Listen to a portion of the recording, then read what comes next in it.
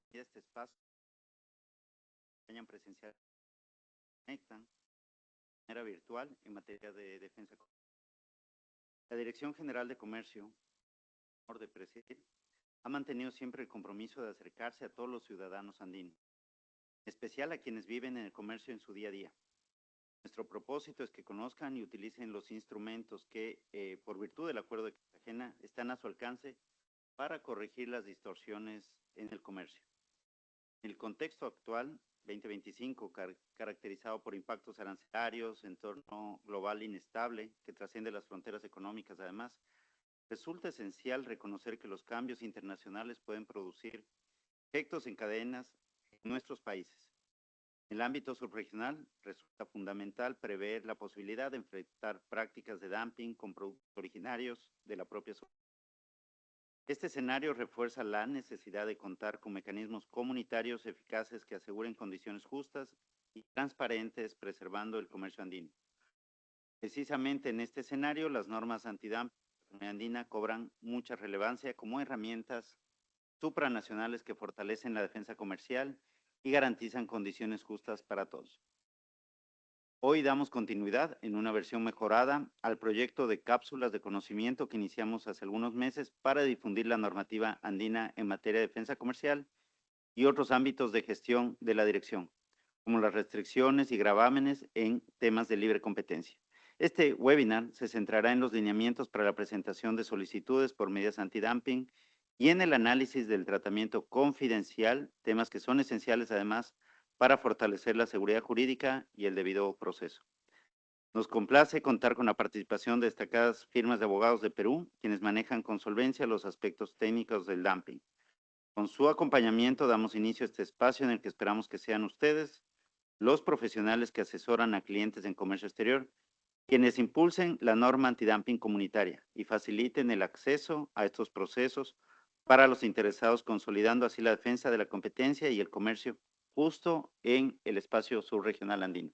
Muchísimas gracias por su presencia y comenzaremos con este evento. Gracias, Adelante.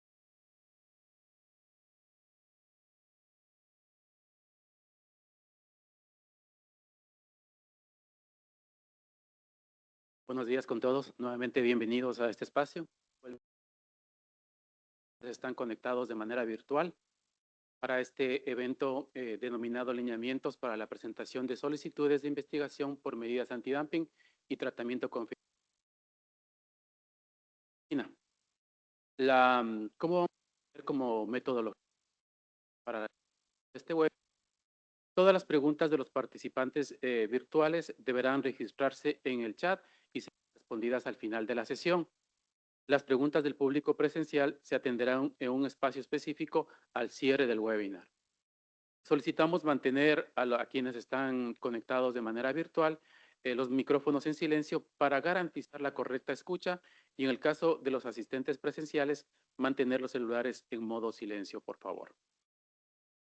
El desarrollo del webinar tenemos dos presentaciones específicas.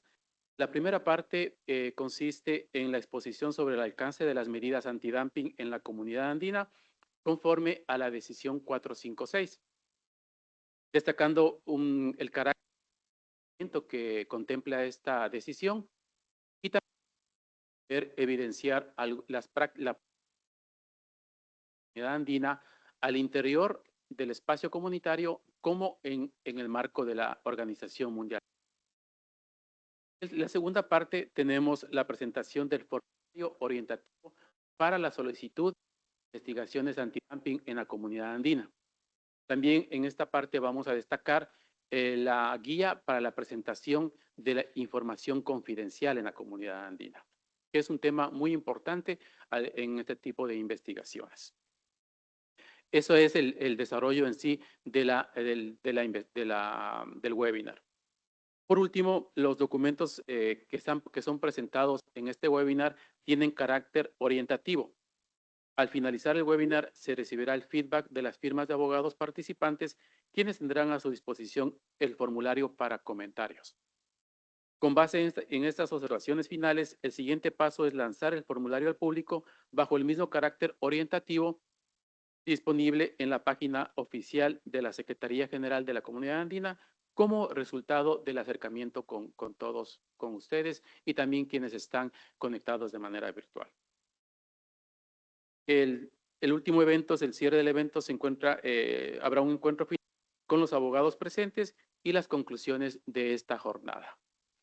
Les agradecemos nuevamente su presencia y empezamos con la primera parte del procedimiento 456 de la Comunidad Andina.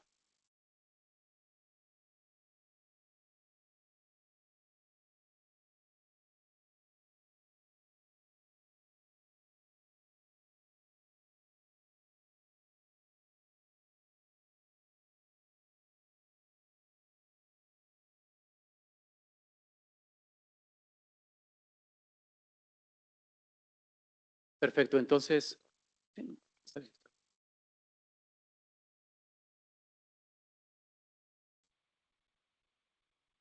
esta presentación se lo explica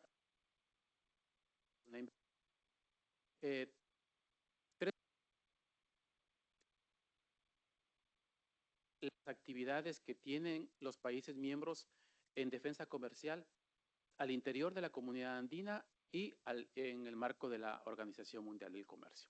Vamos a ver qué tipo de medidas aplican, cómo defienden los países miembros a sus empresas, qué instrumentos son los que más utilizan en esa defensa de las empresas y de las ramas de producción nacional.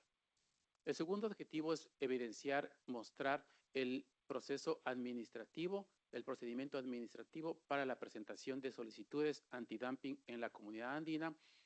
Y el tercer es evidenciar algunos casos que se presentan de manera recurrente por medidas de defensa comercial en la Comunidad Andina. Pues persisten algunas inconsistencias en solicitudes, ese tipo de casos que tenemos en las presentaciones por defensa comercial. Esos tres objetivos son los principales y pues espero que la presentación logre cumplir con estos objetivos. El contenido, tenemos en primera instancia las investigaciones en OMC y CAN, el número de investigaciones, las diferencias entre el ámbito OMC y Comunidad Andina, la normativa de la Comunidad Andina, el procedimiento de investigación, los resúmenes de casos encontrados y unas conclusiones de esta presentación. La primera lámina justamente nos evidencia las investigaciones que tienen los países miembros en el marco de la OMC. Sí, el gran pastel, como nosotros podemos ver, abarca principalmente las medidas antidumping. En un 83% los países miembros de la Comunidad Andina han realizado medidas antidumping en el periodo 1995 hasta agosto del 2025. ¿Sí? Esa es la mayor práctica. De un total de 182 procedimientos por defensa comercial, la mayoría se encuentran en antidumping, con 151 casos. Luego de ello siguen las salvaguardias, 20 casos que corresponden al 12%, y en menor proporción tenemos con 9 casos que representan un 5%. Sí, ese es el escenario de defensa comercial de los países miembros a nivel de OMC. Este escenario, al momento de analizarlo a nivel al interior de la Comunidad Andina, cambia radicalmente. ¿Por qué? Porque al interior podemos evidenciar que son las salvaguardias el principal instrumento utilizado por los países miembros. En el periodo de 1983 a 2025, los países han utilizado las salvaguardias como instrumento. Tenemos que del 73% de los procedimientos por defensa comercial al interior de la Comunidad Andina corresponden a salvaguardias. Le siguen las medidas antidumping con 12 casos equivalentes al 12% y tenemos un caso de medidas compensatorias que representa el 2%. Esa es la realidad al interior de la Comunidad Andina. Estos datos, no obstante, no contemplan las investigaciones que no han progresado, ¿no es cierto? Y que por alguna razón no progresaron porque no presentaron la información, porque los plazos no cumplieron. Entonces hay algunas investigaciones que no cumplieron con esos procedimientos y que por lo tanto no fueron archivadas, ¿sí? En eso, pues, igualmente hay que tener esa consideración. Pero como podemos ver en estas dos láminas que hemos presentado, la diferencia que tenemos, cómo los países actúan a nivel de OMC y cómo los países actúan al interior del mercado comunitario, ¿no es cierto? Que es totalmente diferente. En OMC nuevamente tenemos como principal instrumento las medidas antidumping y al interior de la comunidad andina tenemos como principal instrumento las medidas de salvaguardia. Creo que eso es importante quedarnos con esa idea. El ámbito OMC y el ámbito comunidad andina pues son dos ámbitos distintos. ¿Sí? El primero, el acuerdo está guiado por el acuerdo antidumping de la Organización Mundial del Comercio. Y al interior de la comunidad andina tenemos dos normas claves, dos normas principales, que son las decisiones 456 y la decisión 425. ¿Qué es lo que establecen de manera general? ¿Qué diferencias podemos encontrar de manera general en estos dos marcos? En el marco de la OMC, tenemos que las medidas que se aplican ahí, ¿no es cierto?, aplica a socios comerciales miembros de la OMC. En tanto que en la comunidad andina aplica para las importaciones intracomunitarias. Las medidas aplicadas en OMC afectan al comercio extracomunitario. Las medidas aplicadas en comunidad andina afectan al comercio originario de la comunidad andina. La autoridad investigadora en el OMC, ¿no es cierto?, en el marco de la OMC, es la entidad designada por cada país miembro. Cada país tiene su autoridad investigadora. En el marco de la comunidad andina, la Secretaría General actúa en calidad de autoridad investigadora regional. Las solicitudes las presentan a la Secretaría General y nosotros realizamos el procedimiento de investigación. Y por último, otra diferencia, ¿no es cierto?, general, las controversias que pueden resultar de la aplicación del acuerdo antidumping se resuelven en el órgano de solución de controversias de la OMC. Las diferencias que se puedan presentar en la aplicación de la decisión 456 y 425 las resolvemos de justicia. Entonces, son dos espacios totalmente diferentes. Si bien la práctica, el dumping como sí es el mismo, pero los campos de aplicación son totalmente diferentes como podemos visualizarlo ahí. La norma aplicable, ya hemos venido repitiéndole, la decisión 456 establece las normas para prevenir las distorsiones por prácticas de dumping en los países miembros.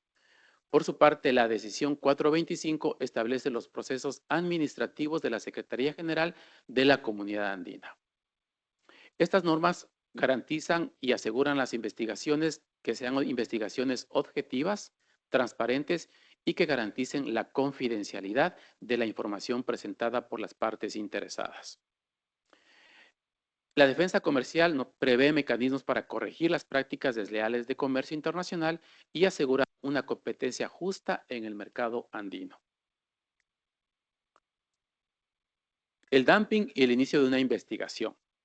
Conocemos que el dumping se considera que un producto es objeto de dumping cuando su precio de exportación es inferior al valor normal de un producto similar destinado al consumo o utilización en el país de exportación. ¿No es cierto? Conocemos que el dumping, de manera resumida, es una discriminación de precios. El dumping puede impactar de manera negativa en la producción nacional, ¿no es cierto? Y pues puede evidenciar un daño en la producción, en las ventas y en el empleo del país importador. Por ello, se considera que es una práctica desleal cuando impacta, cuando realiza un daño a una industria en particular. En la comunidad andina, la investigación por dumping se inicia solo con solicitud formal y pruebas que indiquen que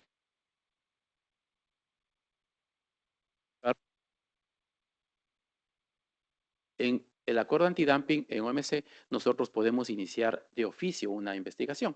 acá en la comunidad andina únicamente por solicitud de parte interesada. La SGCAN, la Secretaría General, revisa solicitudes en un tiempo de 5 días, ya vamos a ver el procedimiento más adelante, y permite también subsanar omisiones que puedan presentarse en estas solicitudes. La información de manera general para la presentación de un inicio de investigación, tenemos la identificación del solicitante, la representatividad de la rama de producción nacional, el producto investigado y la similitud entre el producto, ¿no es cierto?, entre el producto importado y el producto de fabricación nacional, las pruebas de dumping, el valor normal, el precio de exportación, las pruebas de daño, amenaza de daño o retraso importante. También al interior de la comunidad andina tenemos esos 3 tipos de daño, al igual que en el acuerdo antidumping de la OMC, los indicadores de la rama de producción que evidencien el daño argumentado y las pruebas que existe una relación causal entre la práctica de dumping y el daño argumentado por la rama de producción nacional. Los requisitos podemos verlos, son muy similares a los que también se presentan, se establecen a nivel de la Organización Mundial del Comercio. Tenemos un procedimiento de admisión al interior de la Secretaría General.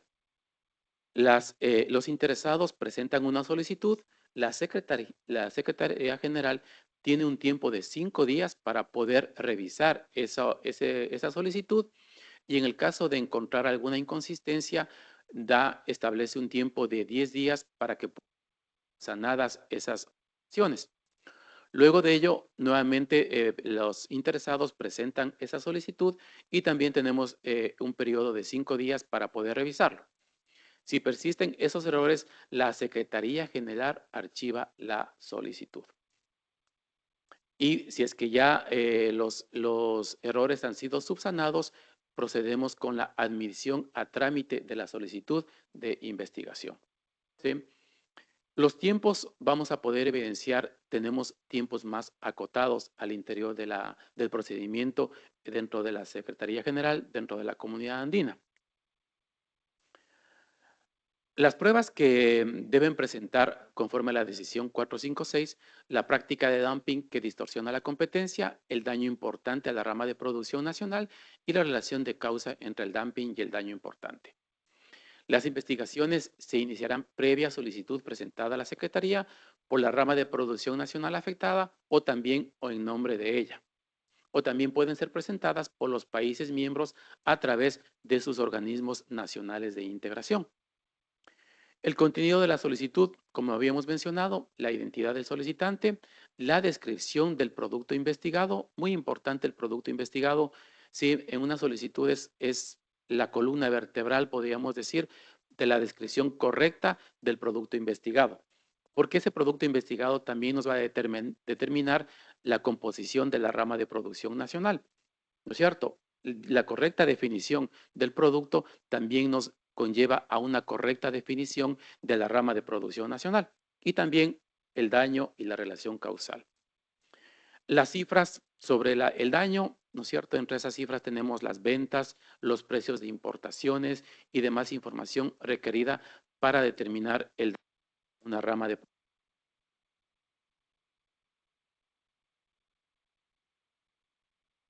Tenemos el procedimiento. De manera general, tenemos 6 meses con 2 meses de prórroga. Es decir, tenemos 8 meses para poder culminar un procedimiento por defensa comercial al interior de la comunidad andina. Esto también es una diferencia importante respecto al procedimiento que tenemos a nivel de OMC. Los grandes pasos, las grandes etapas al interior de ese procedimiento, la resolución de apertura, la presentación de cuestionarios, la respuesta a los cuestionarios, las visitas de inspección que realizamos y la medida provisional en el caso de que se adopte una medida provisional. Eso tenemos un plazo de 60 días. Luego de ello tenemos las audiencias que se puedan realizar con las partes interesadas y la presentación del informe de hechos esenciales. Esto lo debemos presentar con 30 días de antelación antes de la culminación del plazo de la investigación. Y por último, la resolución definitiva adoptando o no medidas correctivas ante un comercio desleal. Como podemos ver, son plazos sumamente expeditos, son mucho más rápidos, ¿sí? A nivel de OMC, la diferencia la tenemos que, como podemos ver ahí, el acuerdo antidumping establece un plazo de 12 meses más 6 meses adicionales, en total 18 meses, en tanto que la decisión 456 establece un plazo de 6 meses con 2 meses de prórroga, 8 meses.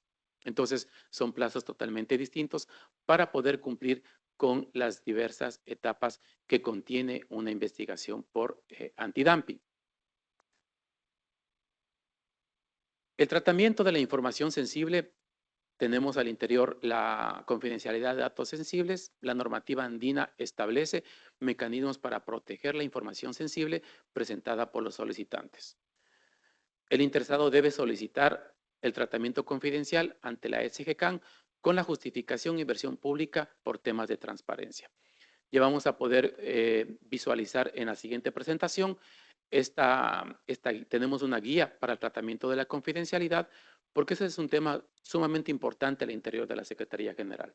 ¿Sí? Por eso somos bastante exigentes en la solicitud de tratamiento de confidencialidad para que puedan ser tratada de esa manera.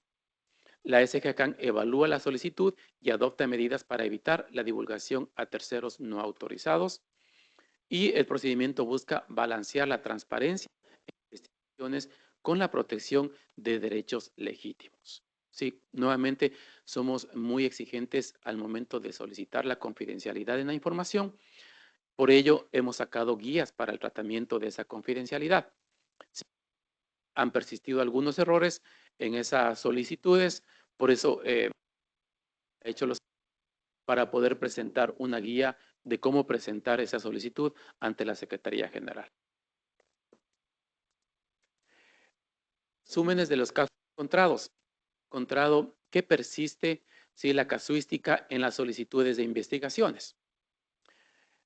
Uno de los casos recurrentes, se presentan solicitudes sin documentos de sustento y sin la explicación de la metodología empleada en la construcción de indicadores o cálculos.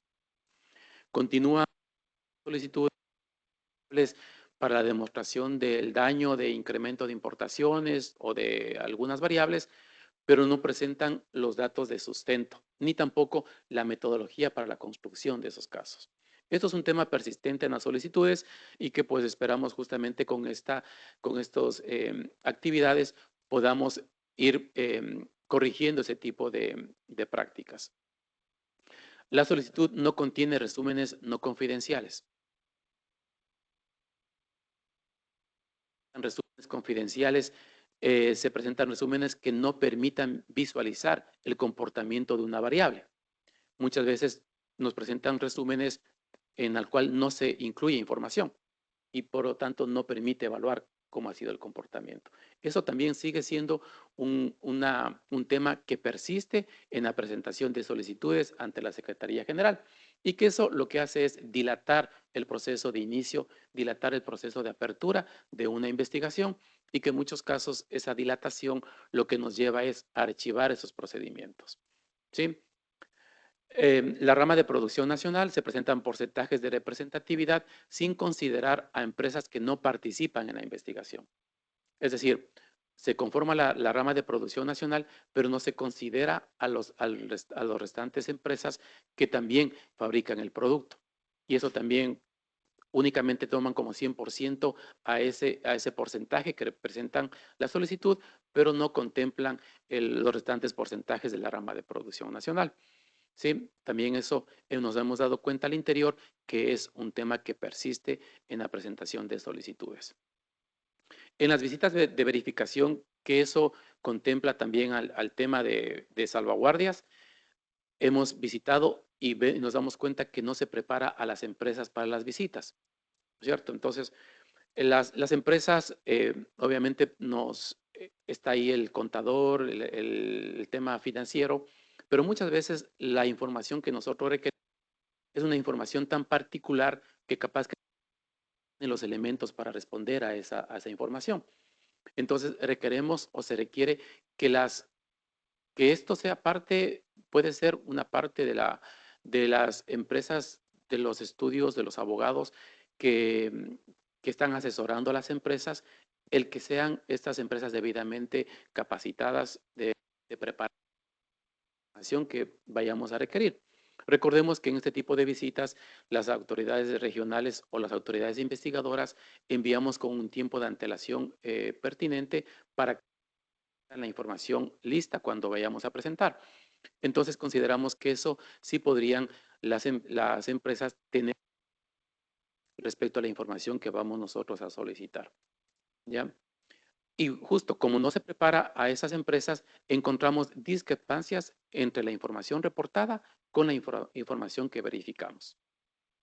Eso es lo que conlleva. Entonces, y muchas veces no son, o sea, no son errores, y nosotros obviamente partimos de la confianza, no son errores que se han presentado porque quieren dar una información que no es la correcta. No se trata de eso, sino que capaz es una falta de preparación para presentar esa información.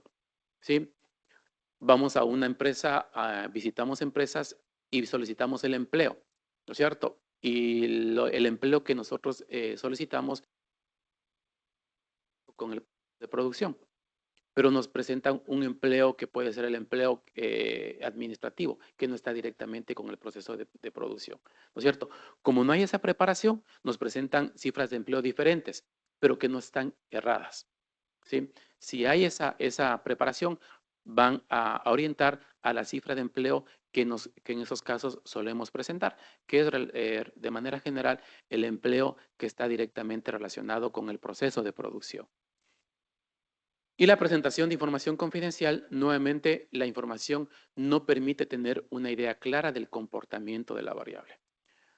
Reiteramos en esta, porque nos presentan información nuevamente blanco, o sea, tabla sin información, sin datos. Y eso pues no cumple con los requisitos de confidencialidad que tenemos al interior de la Secretaría General. El momento en que nos presentan información en blanco, nosotros no podemos tener un criterio, ni tampoco las partes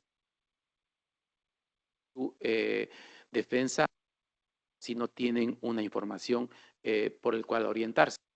La información confidencial también es el comportamiento de una variable. Y para eso tenemos diferentes métodos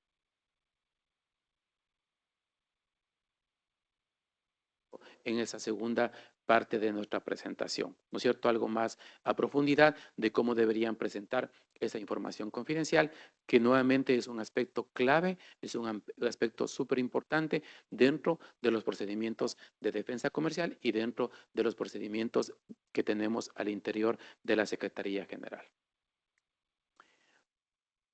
Las conclusiones que podemos tener de esta presentación: en el ámbito de la OMC, como pudimos evidenciar, los países aplican en mayor proporción medidas antidumping. No queremos comparar, no queremos asimilar los mercados, ¿no es cierto? Son mercados distintos, por supuesto que sí, pero creo que el instrumento en sí debería ser algo similar, ¿no es cierto? Pero podemos nosotros visualizar que no es. Los países utilizan otro mecanismo para defender al interior de la comunidad andina, y el mecanismo de defensa comercial es otro totalmente diferente a nivel de OMC. ¿Sí? Esperamos que con esto, con una de las hipótesis que tenemos, que manejamos al interior de la Secretaría, sabemos que son, como les comento, mercados distintos, pero no sé si todavía los abogados, las ramas de producción nacional, conocen plenamente la normativa comunitaria. Sí, creemos todavía que hay no hemos todavía tenido una difusión de esta normativa, y pues ser una de las explicaciones a esa diferencia en la práctica de la defensa comercial por parte de los países miembros, ¿no es cierto? Hay otras hipótesis, pero esa es una de las que nos manejamos, y que podamos cumplir con eso pues en este tipo de actividades, y también obtener el criterio suyo de por qué utiliza ese tipo de prácticas en OMC y por qué la diferencia con la comunidad andina. El mercado andino tiene particulares particularidades distintas a la OMC. Pudimos evidenciar los tiempos, ¿no es cierto?, son totalmente distintos. El órgano de solución de diferencias es distinto en OMC y en la comunidad andina, ¿sí? El procedimiento al interior de la CAN es más expedito que en OMC, 8 meses como máximo. En OMC pudimos evidenciar que son 12 meses y pues con un periodo de 6 meses adicionales. Y también persisten algunos errores y omisiones en la presentación de solicitudes, dentro de lo cual lo principal o fundamental que hemos podido evidenciar son los errores en la presentación de la información confidencial. ¿Sí? Que esto esperemos poder ir subsanando a través de estos espacios. La siguiente presentación, como les comento, lo va a realizar también parte del equipo de la Dirección de Comercio, que es Laura Ardila, que toma la posta a partir de la siguiente presentación. Esto es lo que les puedo comentar respecto a mi presentación, y las preguntas, como habíamos mencionado, las podemos realizar al final del evento. Nada más, muchas gracias, y a continuación, Laura, por favor.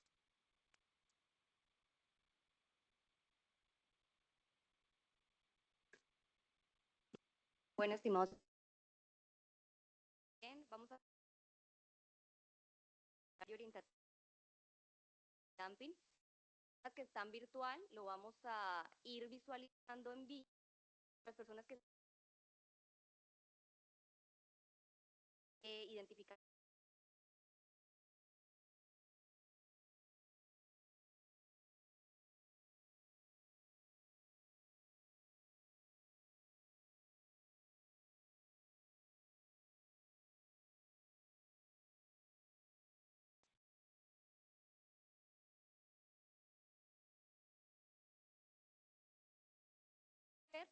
Hay algunas consideraciones generales que quiera tener en cuenta, todo para las personas que están invitados, países miembros, evidentemente.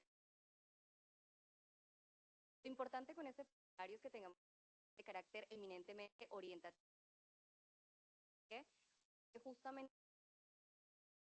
se mantiene abierto sin este cada sector productivo que esté interesado en acá lo puede hacer. Sin embargo, el objetivo de esto es unificar y hacer fácil para todos. ¿Qué espera la Secretaría y cuál es la revisión que realiza la Secretaría generalmente?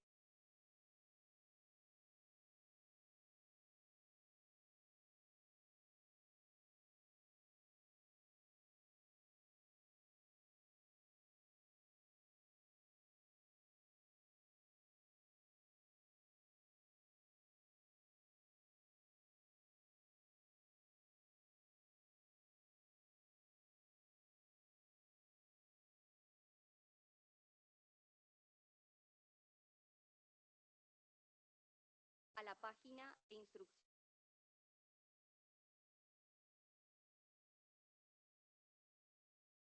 Perfecto.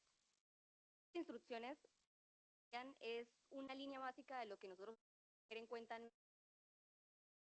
también de la información que va a venir acompañando este formulario, ¿no? Porque hay un de anexos que van a ser parte de estas. Creo que es importante destacar, y es que cuando nos envían generalmente en particular, si bien todos los están diseñando, sí es importante tener en cuenta que va a dirigir el poder ante un organismo internacional. Damos la frontera y entramos en este caso desde administrativa para efectos de la. Sí es importante tener en cuenta esto en el diligenciamiento del poder. También es importante que nosotros seguimos el numeral número 8, que es el diligenciamiento del formulario en el idioma de efecto, que debe venir a acompañar la correspondencia. También es importante, teniendo en cuenta un organismo internacional, es que los documentos presentados en el extranjero deben presentar por el agente de país miembros antes. Es importante también tener en cuenta que, como mencionamos, este formulario está hecho con base en los requisitos la decisión 426, es decir, los 26 que efectivamente son los que admiten la solicitud.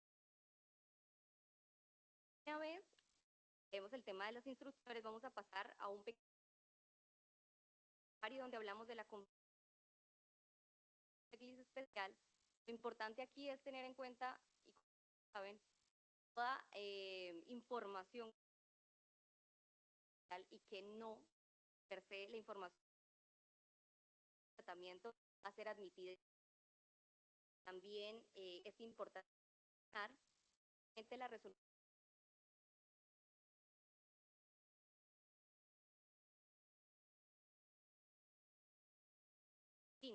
Todos los interesados podrán hacer la reserva de la información a las comunidades y que la resolución para el acervo documental que pertenezca. Ahora pasando al punto 3 del diligenciamiento, declaración de la integrar en el formulario. Esto es importante para efectos de la, como ustedes saben, en el proceso de dumping tenemos un quien sea el interesado en presentar de la producción. Esta declaración, una vez podemos tener en cuenta que efectivamente quien lo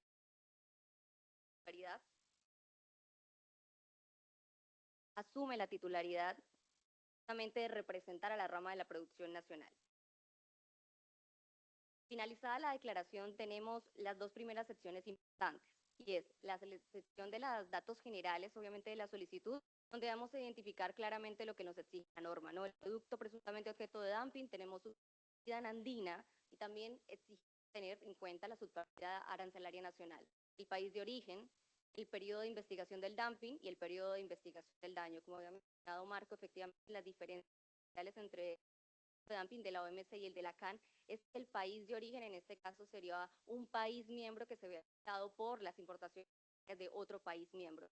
Entonces, es importante tenerlo en cuenta. Luego, en los datos generales del solicitante, aquí vamos a hacer un hincapié especial justamente en de quién estamos hablando. Estamos hablando de una empresa, estamos hablando de un gremio, estamos hablando de un titular, persona natural, persona jurídica. Es importante identificar esto con claridad, la actividad económica a la que pertenece la RPN, y importantísimo también, como somos 4 países miembros, cada uno maneja la identificación diferente, ¿no? Entonces, para Perú, para Bolivia y para Ecuador, lo que sería el RUT y el NIT. Identificación también si efectivamente está dentro de un gremio o sector. Hay una gran particularidad, y es que entre los países miembros no todos tienen sus sectores identificados, ¿no? Agremiados. El caso de Colombia es significativo porque están dentro de gremios, cada uno de los sectores bastante consolidados, y eso permite tener una identificación clara de qué sector estamos trabajando, a diferencia de otros países que pueden, ¿no? Entonces, bastante difícil la identificación. Bueno, importantísimo tener claro correos electrónicos, teléfonos, sitios web, y volvemos al tema del representante legal. Lo vamos para efectos de corregir ciertos errores que se nos están dando. Luego vamos a tener una sección para el tema de la representatividad. En la representatividad tenemos 3 puntos claves que queremos que tengan en cuenta los participantes, que es proporcionar información relativa al volumen de la producción nacional total, información del volumen de producción y participación en la producción nacional total de cada uno de los productores que forman parte de la solicitud del inicio de la investigación, y finalmente el volumen de producción y participación en la producción nacional total de cada una de las empresas productoras que se oponen a la solicitud de investigación. Deberán adjuntarse obviamente los de. Ahora pasamos a una sección de descripción del producto objeto de dumping. Ustedes ven en este cuadro lo que hacemos, integrar básicamente lo que necesitamos nosotros de la solicitud a simple vista: nombre comercial o técnico del producto, nuevamente el país de origen, usos y características principales, identificación del producto similar, idéntico, características muy parecidas, y aquí viene otro sector, cualquier otra información. Entonces, ahí podrá describir ampliamente el interesado. Hay otra forma de identificar este producto objeto de dumping. Pasamos a una sección importante también, que es la identificación del país de origen. Se dan cuenta de columnas para identificar justamente los socios andinos y otros.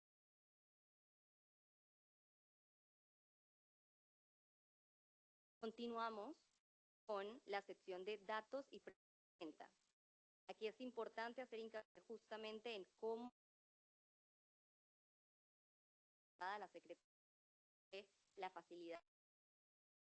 Entonces, aquí ponemos de manera descriptiva los datos básicos, sin juicio de que puede haber más información en la sección, por ejemplo, información.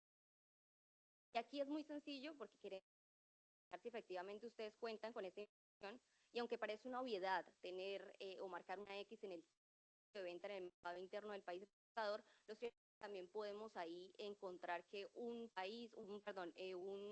interesado no cuente con esta información, tenga que hacer uso. Entonces eso irá descriptivamente expuesto en la parte del detalle de la información. Luego tenemos el precio de exportación del país miembro exportador y la diferencia finalmente margen de dumping. Ya conocieron cuáles son. Y el cuarto punto, y también muy importante, información de los costos. Efectivamente, hacemos de manera referencial 3 de los principales. Necesitamos información de producción, gastos administrativos y beneficios.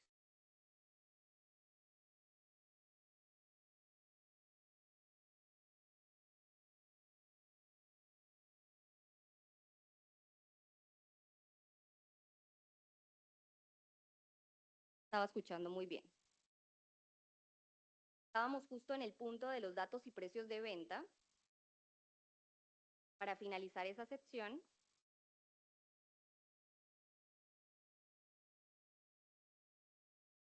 hay una nota importante, y es que la información que queremos consignada debe presentar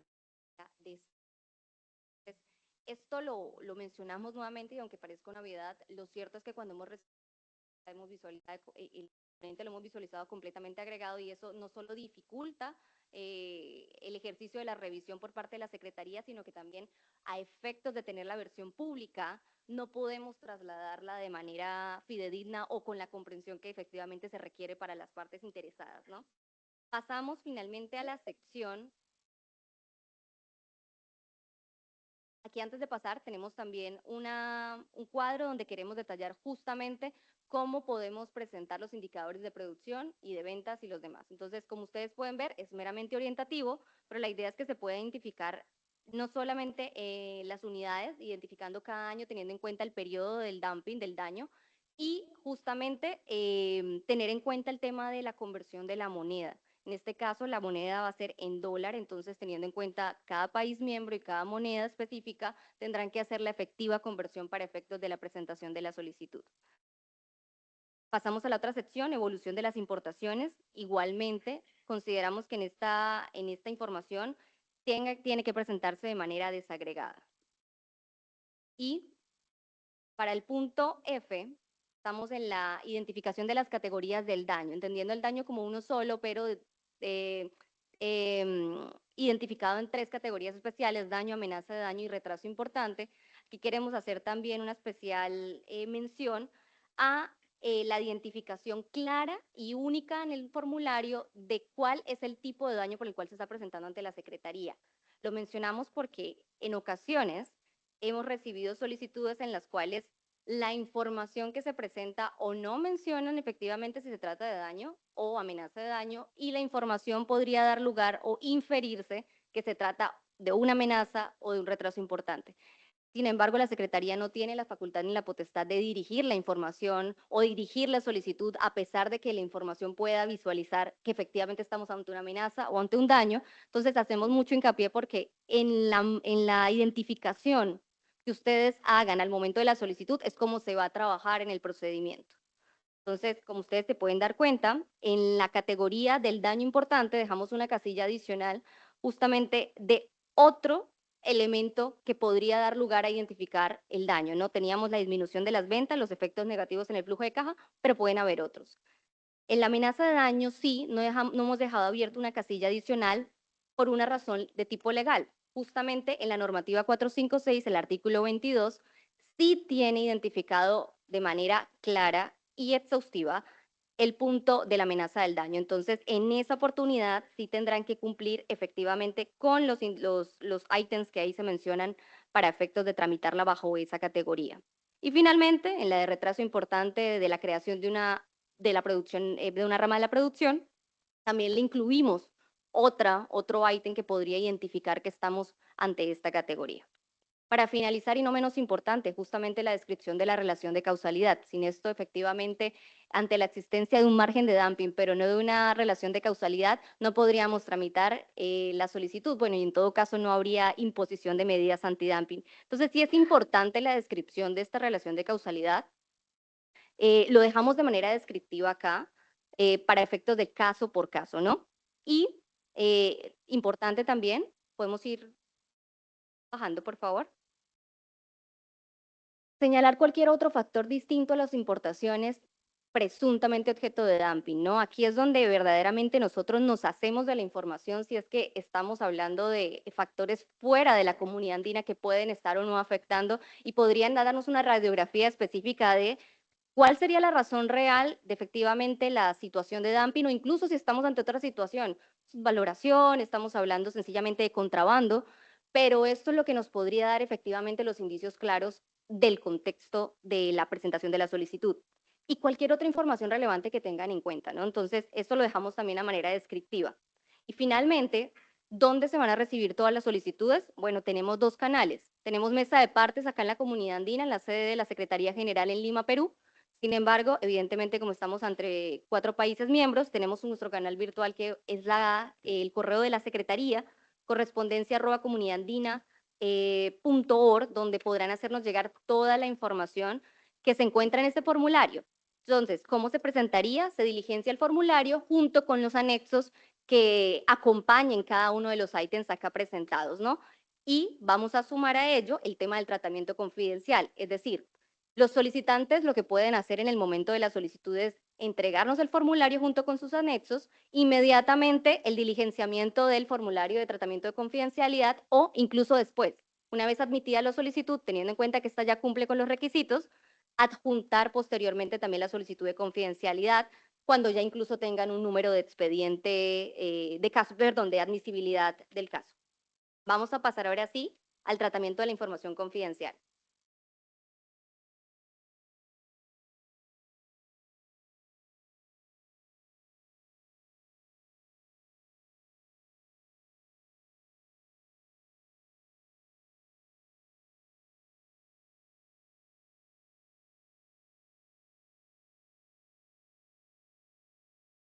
Perfecto.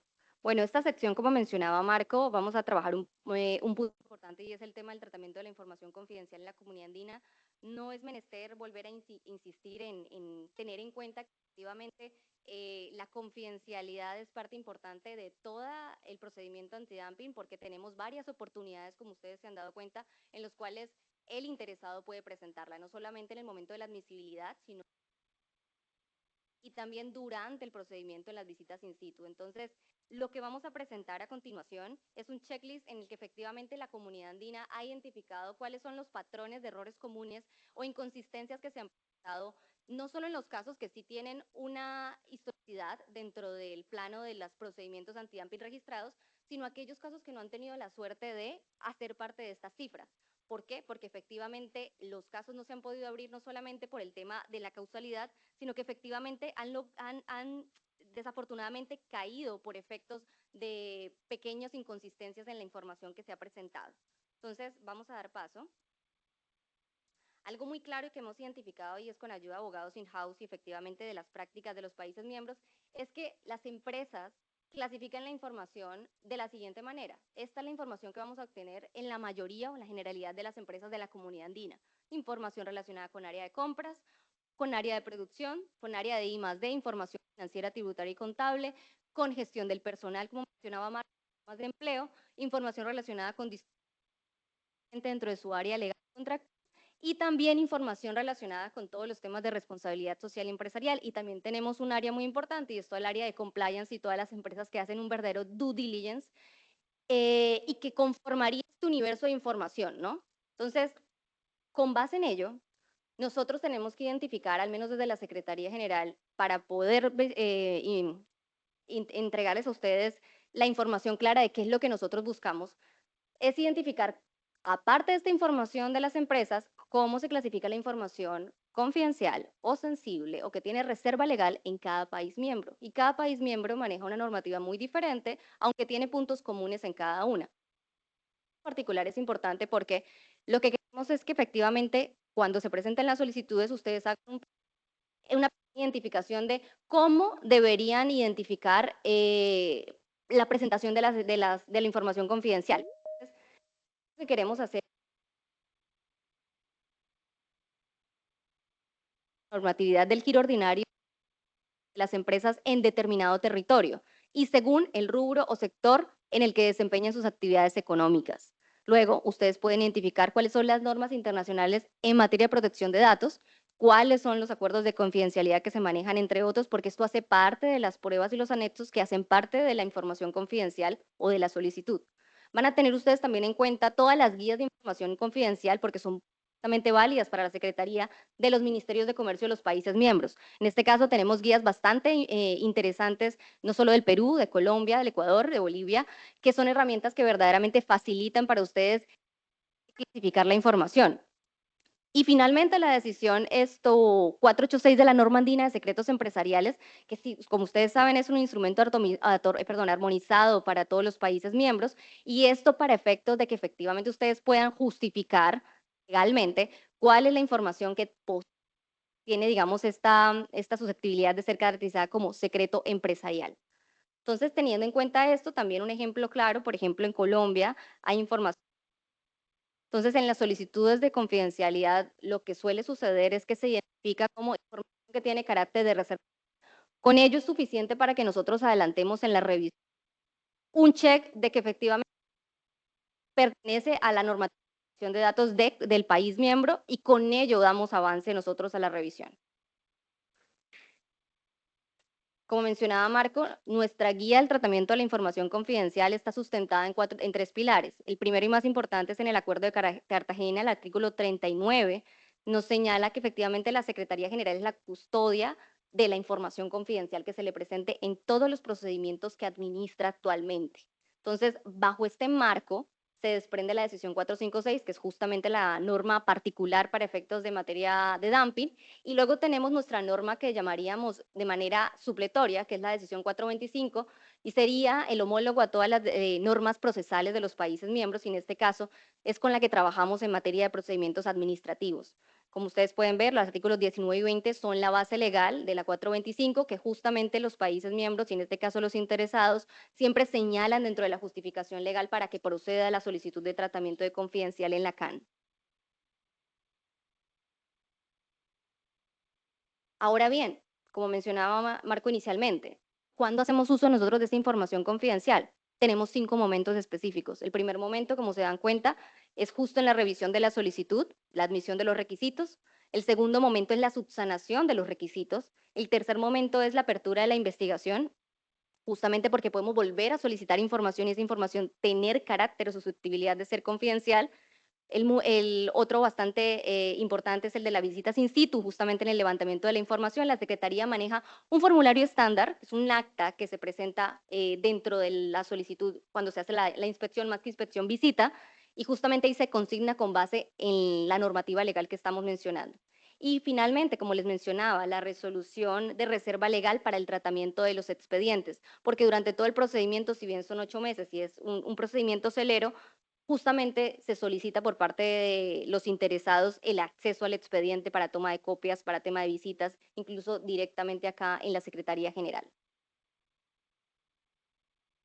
Ahora bien, como ustedes saben, las dos grandes categorías para procesar la información, al menos en materia de dumping y en materia de dumping de la Secretaría, es que la información es pública y es confidencial. Es decir, la información una vez que presenta la solicitud, el interesado tiene que tener su resumen confidencial. No confidencial, con toda esa información que vamos a hacer mención justamente de cómo debería presentarse para que cumpla los requisitos o los estándares para admitirla, ¿no? Acá hay algo importante y es que, ¿qué consideramos nosotros información pública? Uno, toda aquella información que reposa en las fuentes oficiales de consulta de los países miembros y otros, y en todos los portales institucionales. Hay tres portales institucionales que todos conocemos acá, al menos quisiéramos presentarle también el CICETS, que es el portal de la Secretaría donde también obtenemos datos de comercio, el conocido por ustedes el TradeMat y el Comtrade. En este punto, esta información es considerada pública para todos los efectos. Ahora bien, ¿qué sí es confidencial? Volvíamos a la diapositiva inicial en la cual les mencionaba, depende también de cómo se considera la información confidencial y el tratamiento de datos personales y de reserva en los países miembros, sumado a lo que se exige en la comunidad andina. Aquí pueden ver ustedes un inventario de la información requerida que hace parte también del inventario que estamos recogiendo dentro de nuestro checklist de confidencialidad. Y ahora sí pasamos, para todos los que están viendo lo virtual, esta sección aparece para los presentes que están acá en la sala en la página 6 de 10, por favor, si me pueden acompañar. No, perdón, en la página 2 de 10, si me pueden acompañar.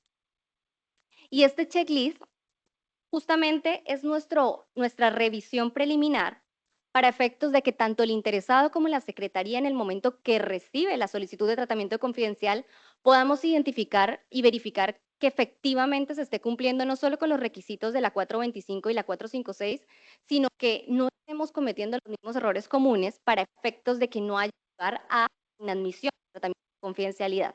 Entonces, en este punto es importante porque la norma andina nos exige que la solicitud sea puesta en la carta de solicitud. Por expresa de confidencialidad, a veces todos obviamos que requiere que efectivamente se diga por qué se requiere y quién la requiere. Y esto se obvia en muchas ocasiones porque lo que vemos es una solicitud muy general respecto de un sinnúmero de anexos y folios y de detalles específicos dentro de cada solicitud que pareciera que todo se engloba en lo mismo. Y esto es importante aclararlo porque estamos haciendo mención en el tratamiento de confidencialidad de cada uno de los aspectos que queremos o sobre los cuales queremos que se otorgue el tratamiento. Entonces, importante acá tenerlo en cuenta, individualizado por elemento y no declaraciones genéricas. Si efectivamente eso se cumple, le damos check. Luego tenemos la justificación sustantiva, exigida también por base legal de la 425 de la CAN. Los motivos específicos, ¿cuáles son? Perjuicio, ventaja competitiva o reserva legal. Como les mencionaba en el ejemplo de Colombia, justamente hay normativa de reserva legal específica, con lo cual, con solo mencionar el artículo de reserva legal del país miembro, ya tendríamos por justificada la solicitud, ¿no? Aquí lo que queremos es evitar mencionar que todo es sensible, porque caemos en de mencionar que cualquier tipo de información que posea una empresa tiene tal característica. Lo cierto es que hay información que si bien tiene esa potestad de convertirse en sensible, es cierto que también puede ser parte de incluso del conocimiento de los mismos gremios.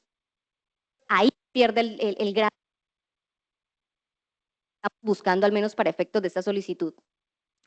Este punto, luego pasamos a la versión pública suficiente. También no hay que obviarla, porque efectivamente la versión pública va a ser para efectos del interesado que se va a ver dentro de este procedimiento y necesita que toda la información por la cual va a hacer oposición sea comprensivamente razonable de todo el contenido. Estamos hablando de contenido bastante complejo y técnico que necesita ser comprensible para efectos de responder cuidadosamente en el procedimiento. Entonces, es importante porque ya hemos visto solicitudes, como mencionaba Marco, en el cual los inventarios de costos solo vemos una diagramación en negro tratando de bloquear toda la información que está dentro de cada columna y cada fila. Entonces, es importante que incluso en estos detalles, si no se puede resumir la información por cualquier método, sea clara la persona interesada en describir las razones del por qué no se puede presentar de tal forma, ¿no?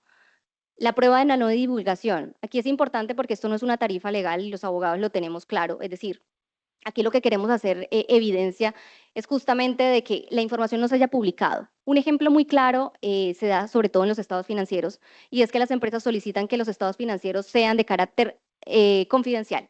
Sin embargo, podemos ingresar a los portales de todas las empresas y podemos hacer una descarga de los estados financieros, incluso algunos con notas.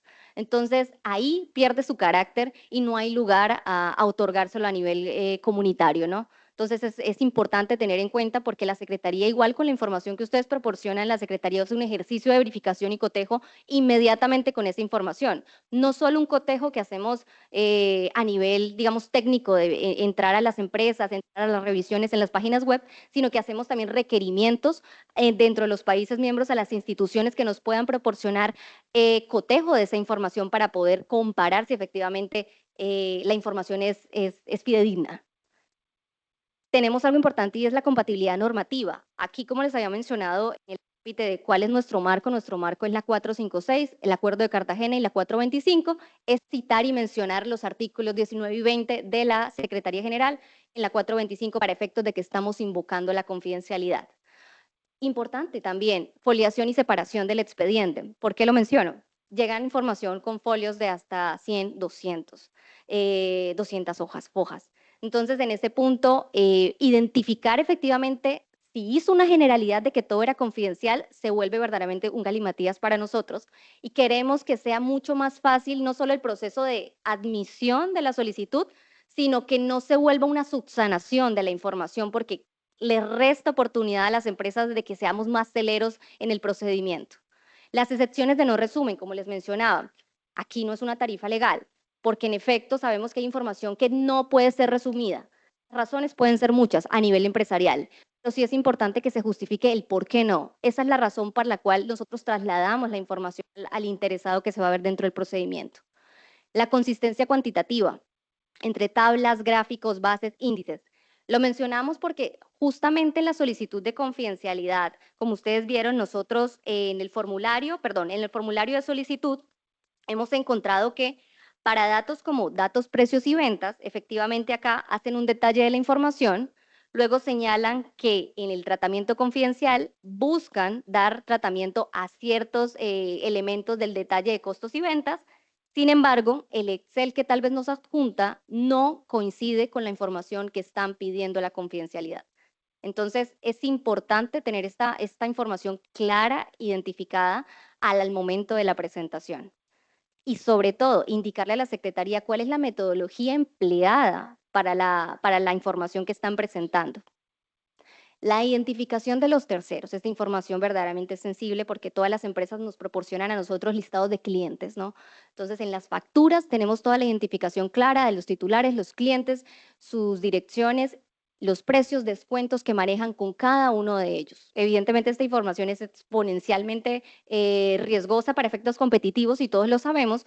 Sin embargo, aquí lo que pedimos es, cuando hay este tipo de exposición, incluso cuando hay secretos empresariales, para efectos de que nosotros tengamos la claridad como secretaría, que nos entreguen la información de manera anónima, y acá ponemos un ejemplo muy claro y muy sencillo, cliente A, cliente B, cliente C, para efectos de la información en la versión pública. Ojo acá, que volvemos al punto del tema de la prueba, de la sección del resumen no confidencial. Porque si en efecto estamos hablando de un secreto empresarial que no podemos nosotros traducir a efectos de la versión pública, será explicado en este punto, ¿no? Y el cronograma de entrega, aquí es importante que todo esté completo en el momento de la primera presentación para que no caigamos en la subsanación. Incluso puede pasar que, como saben, la subsanación no tiene otra subsanación, pues que tengan que hacer uso del retiro de la solicitud y volver a presentarlo. Entonces, este tipo de pérdida de tiempo es lo que queremos evitar con este checklist. Entonces, la estructura que manejamos en el checklist, si me acompañan en la siguiente página, que es la página 3 de 10, y como están viendo todos virtualmente, la estructura que recomendamos es la siguiente y es muy sencilla. Lo primero, ya les mencioné dónde se va a dirigir la correspondencia de la Secretaría. 2, la carta de solicitud. En el documento que están acompañando los presentes, encontrarán una carta de solicitud modelo para efectos de la confidencialidad. Volvemos al mismo punto, no es obligatorio, pero aquí ya resumimos con claridad qué es lo que busca la Secretaría tener en cuenta o revisar en esa carta de solicitud. Luego de esa carta de solicitud vamos a pasar a algo importante que ya vamos a ver que estamos virtual, es la matriz de individualización por ítem. Y aquí todo lo que hemos mencionado, cómo debe presentarse la información pública, los anexos separados en folio, la evidencia de no divulgación y la declaración de responsable del representante con los poderes que van a encontrar justo en el checklist de información confidencial. y pasamos a la matriz modelo. Esta matriz modelo es para efectos de justamente ese formulario donde ustedes van a identificar la información. Acá usamos 6 ejemplos básicos, que es de la información que recurrentemente se presenta en los procedimientos por dumping, y es, por ejemplo, vamos a hacer uso de la producción anual. Necesitamos saber ese ítem. ¿Dónde la clasificamos? Es en la información económica. ¿Es confidencial? Ustedes pueden decir, ¿es parcialmente confidencial o es confidencial a totalidad? Uno, ¿cuál es la área de justificación? Bueno, me está revelando la capacidad instalada y la estrategia competitiva. Hay divulgación, ¿qué es lo que queremos nosotros saber? Efectivamente, tal vez ustedes tienen un documento a nivel empresarial que indica que efectivamente no debe ser divulgado, eso es una mención, pero entonces, ¿cómo debería presentarse el resumen público adjunto? Aquí lo estamos mencionando. Un ejemplo claro es hacerlo a través de los índices. Entonces, ustedes pueden ver ahí el ejemplo y lo vamos a ver también más adelante. Uno también muy importante, imprescindible, las ventas por cliente. El tipo de información es de carácter comercial. Nuevamente identificarán si quieren que la información sea confidencial de manera parcial o completa. ¿Qué van a justificar ahí? Evidentemente van a enlistar que hay listas de clientes, condiciones de venta sensibles, descuentos otorgados a esos mismos clientes. Entonces, lo que queremos ahí también es que nos señalen que efectivamente hay cláusulas de confidencialidad que impiden que esa información sea revelada a terceros. Y bueno, cómo presentar también la información. Habíamos hablado en el punto anterior de anonimización. Entonces, vamos a indicar los clientes por B, C, D. Los costos unitarios de producción financiera y contable, nuevamente, ¿qué queremos ver justificado ahí? Bueno, que se trata de muestras de márgenes, estructuras de costos. ¿Cuál sería la evidencia de no divulgación? La política interna de acceso restringido para ello. ¿Y cómo nosotros queremos ver la información? En porcentajes. Porcentajes por componente de producción, administración, ventas o financieros. Finalmente, los últimos, ficha técnica de producto, es información de carácter industrial.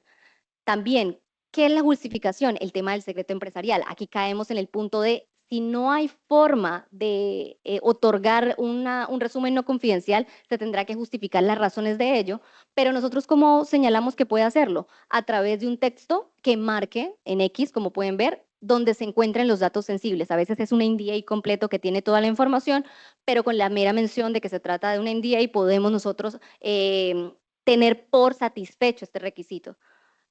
Los estados financieros es información financiera, las notas específicas que contienen información sensible, la reserva legal en las notas.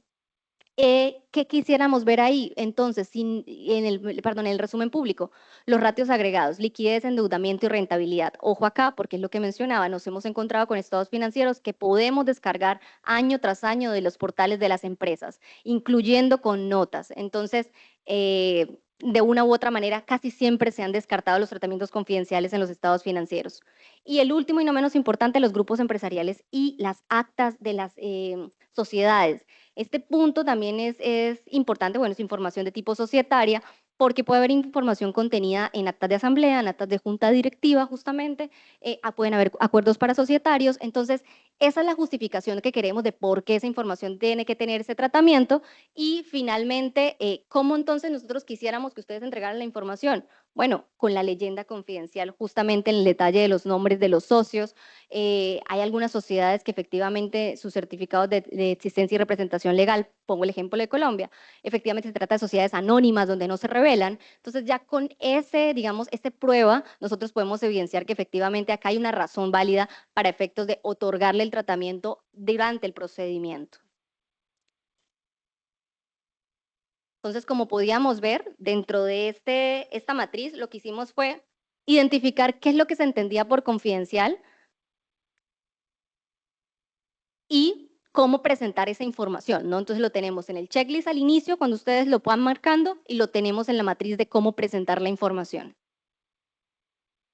Errores comunes también que hemos encontrado. Gráficos sin ninguna referencia. Ustedes pueden ver acá en mi parte derecha para mí, izquierda para ustedes, podrán ver uno de los cuadros en una presentación de solicitud por dumping, en los cuales hay una mancha negra enfrente de todas las filas y columnas que muestra la información. Como les hemos detallado, este tipo de información, entendiendo que puede ser sensible, tiene que presentarse a través de índices, de cifras, de manera agregada que permita la información comprensible para los interesados, ¿no? Y es muy claro siempre encontrar todo el texto, como les mostramos, confidencial oculto, no hay alternativa de texto para versión pública, y no hay información agregada. Este es un ejemplo claro de cómo se debería presentar la información, volviendo a la matriz que les había presentado. En los niveles de producción, ustedes ven en la parte de arriba, año, producción, y tenemos evidentemente lo en volumen de toneladas para el 2020 hasta el 2023. ¿Cómo debería ser entonces si lo queremos para efectos de tratamiento confidencial? Como ustedes ven, están expresados en índices. Y en el gráfico siguiente. Otro ejemplo para los valores de venta, ustedes ven en la parte superior, tenemos no solo el valor en dólares, sino que tenemos identificada cada uno de los titulares, en este caso de las empresas, ¿no? Entonces, ¿qué deberíamos nosotros observar en la parte del resumen no confidencial? Como les habíamos dicho, anonimizar cada una de las empresas y también entregado a través de índices. Un ejemplo es información de costos de producción. Tenemos en la primera, a mi lado derecho, tenemos toda la información en dólares, como se dan cuenta, el costo total. Y lo que queremos luego es que ese rubro se traduzca en porcentajes, ¿no? Entonces, esto me daría a mí la posibilidad de presentar la información.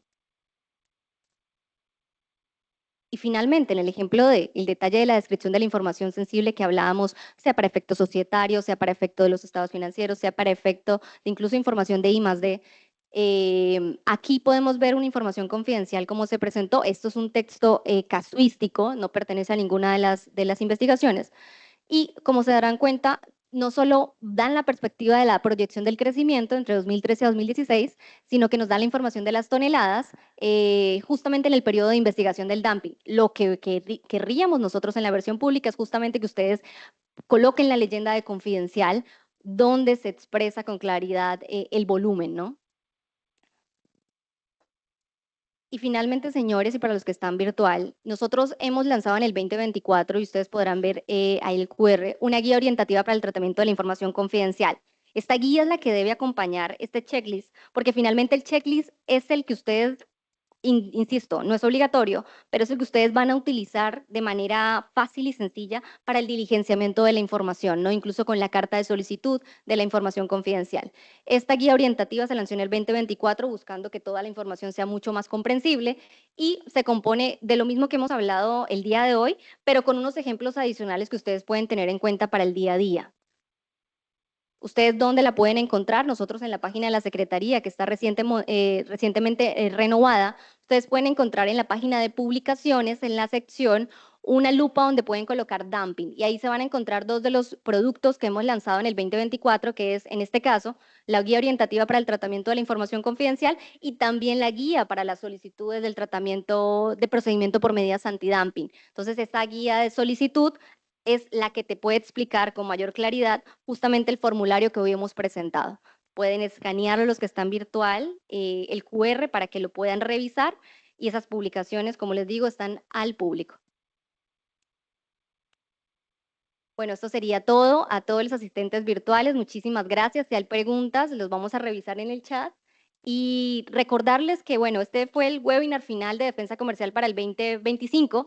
Sin embargo, para el 2026 también tenemos nuevos proyectos de webinar en que, en efecto, buscamos que se acerque al ciudadano andino la información de todos los procedimientos que manejamos acá en la Secretaría. Muchísimas gracias a todos por su asistencia y nos quedamos entonces acá con los en la Secretaría General de la Comunidad Andina. Gracias.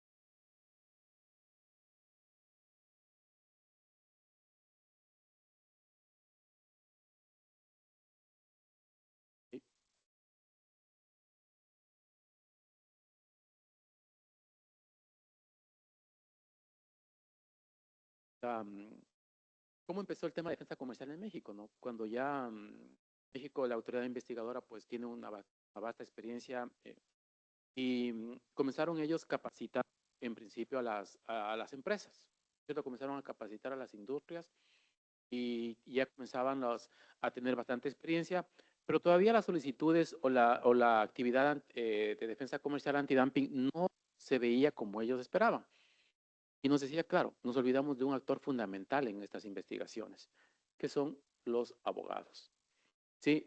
Y digamos, de manera general, los estudios jurídicos. Porque obviamente son quienes auspician, quienes acompañan, ¿no es cierto?, en las investigaciones. Las investigaciones antidumping vienen a ser una especie de procedimiento, digamos, judicial, ¿no? La autoridad investigadora hace de juez y pues las partes interesadas presentan información para poder determinar la autoridad investigadora si es que adopta o no una medida de defensa comercial. Entonces, estos procedimientos necesitan de acompañamiento jurídico, ¿no es cierto?